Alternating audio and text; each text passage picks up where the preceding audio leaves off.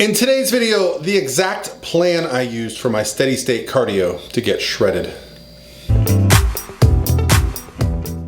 Hey guys, what's going on? This is Paul Ravella from ProPhysique.com. In today's video, I want to lay out an explanation of how I basically got shredded using steady state cardio, starting from none and the most I got to, and I want to explain everything from the time, the intensity. Today's question comes from my Instagram direct message. So if you guys would like to send me a question, you can go to my Instagram. I'll put it on the screen here. Send me a direct message and I'll look at them and I'll try to answer it. And if you like this type of content, the evidence-based approach to losing body fat, adding muscle, well, hit the subscribe button. It's what I love to do here. And if you're interested in a transformation challenge, you've got 2 weeks to sign up. I'll put the link in the description box below, giving away $5,000 for that. 90 days. All right, so today's video, we're gonna discuss this question. What were your walking workouts like? Distance, incline, speed, duration when you were in contest prep? I was around 230 pounds, okay? So I'm 6'3", 230 pounds.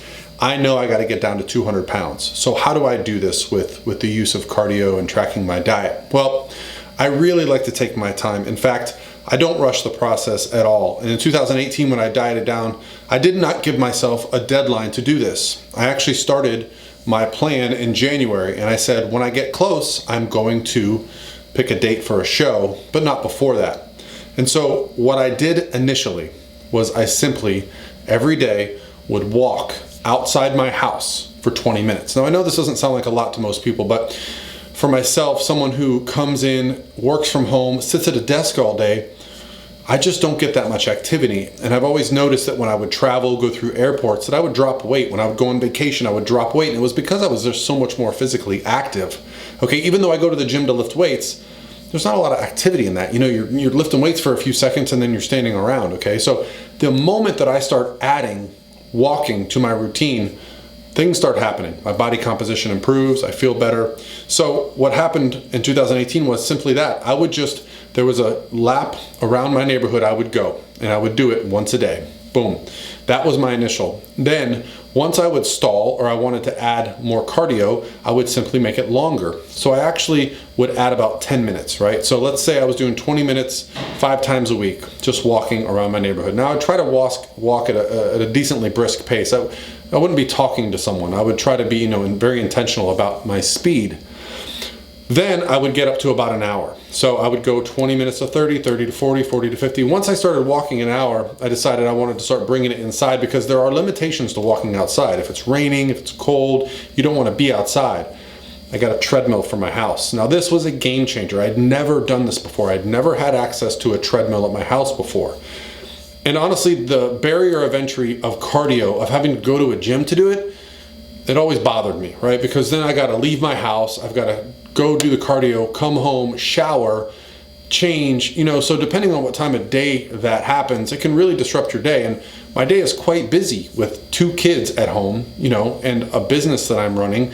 I didn't like going back and forth. So this changed everything. Having a treadmill at my house changed everything. So what I started doing with the treadmill was I started moving my sessions to there. So I went from walking outside for 60 minutes to walking on a treadmill at an incline of 3 and a speed of 3 for 30 minutes. Now the difference here was that low intensity effort was slightly higher.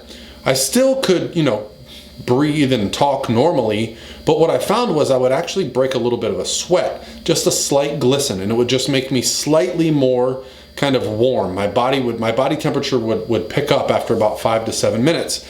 This indicated to me that something, was happening.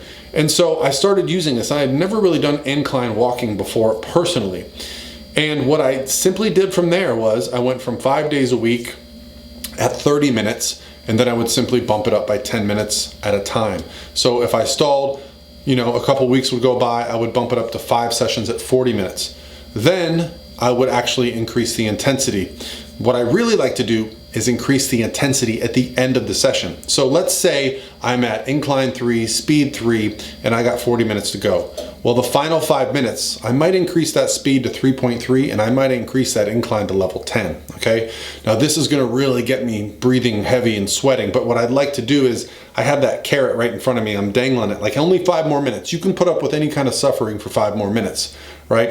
And so over the course of dieting down, my low intensity steady state would actually slightly increase. I would actually use like little methods like that to make the intensity a little bit more. And I actually enjoyed it, right? I actually enjoyed the idea of pushing myself. The one thing about restricting calories, no matter how many calories you restrict, you're just waiting for things to happen. With cardio, the mindset for me was, I feel like I'm really burning body fat here. And I've talked about this in many videos, but you can determine the fuel source used during your cardio, well, based on the intensity of the cardio. High intensity cardio sprints primarily use glucose as fuel. Now, as long as you're creating a caloric deficit over the 24-hour window, you're gonna lose body fat.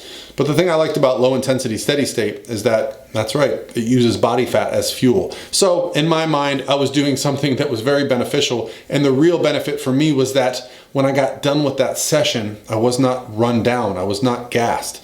So the most I got up to by the end was 60 minutes a day at a speed of 3.2 and an incline of 5. Now, before you say that's not a very high incline, my home treadmill, the incline is a lot higher than a gym. When I go to a gym like an LA Fitness, I found that I would put the incline on about 10 to match the 5 at my home equipment. Now, maybe that's just because I have it calibrated wrong, but whatever reason, I would have to really crank it up at the gym. So what you can do is tinker with this. And I would also do this. Whenever my ankles or feet would get sore from the incline, I would lower it flatter and just increase the speed to 3.4, 3.5, trying to keep it under a jog, right? And so I would get to 5 days a week at 60 minutes. What I did at the end of prep was I experimented with morning and evening cardio. So I actually started doing 2 days a week, waking up, doing 45 minutes and 45 minutes in the evening. I really like this approach. And I thought it was going to be very difficult because when you hear double cardio sessions, well, it can become a bit daunting. But the thing about competing on a bodybuilding stage is that you find this momentum, you find this excitement. I actually would really look forward to the cardio. I would be excited about doing it, excited about getting leaner, excited about that next piece of progress. So then I was at 3 days of 60 minutes, 2 days of 90 minutes. Now, mind you, I never really had to get my calories that low. I found that this type of cardio for me allowed me to keep my carbohydrates at 250 grams while my protein was at 250 grams and my fats were over 50 grams a day. So I never really had to get into these crazy low numbers to see the body fat come off, to truly, truly get shredded. Now, the most cardio I ever did in 1 week, I actually did 2 days in a row of 60 minutes in the morning, 60 minutes in the evening. And the reason I did that is because that's an approach I'll use with competitors. When the going gets tough, I'll say, hey, let's use this weekend as a real grinded out weekend. Let's slash the calories, double the cardio. This weekend is all about getting shredded. And it's something that when you do it with a competitor, I actually wanted to put myself through it. And lo and behold, I actually enjoyed it. I enjoyed seeing the scale go down. I enjoyed pushing myself. I enjoyed that rush of knowing that I was getting after it. And I would put on something with like a Netflix show. I think I got into Dexter for that year. But that idea of putting the incline and putting the speed on the treadmill at a place where my body temperature would come up and I would gradually kind of progress over time really worked, to the point where I never did a single session of high intensity cardio the entire year. I got the leanest I've ever been. I actually stayed the leanest I've ever been for months after that. By simply just keeping a 20 or 30 minute walk session around my neighborhood, I was able to really maintain leanness. So yeah, that's it. That's the breakdown of how I would gradually progress cardio to get shredded. All right, guys, that's going to be it for me today. One last reminder, join the Transformation Challenge, 90 days. Link in the description box, and I'll talk to you guys tomorrow.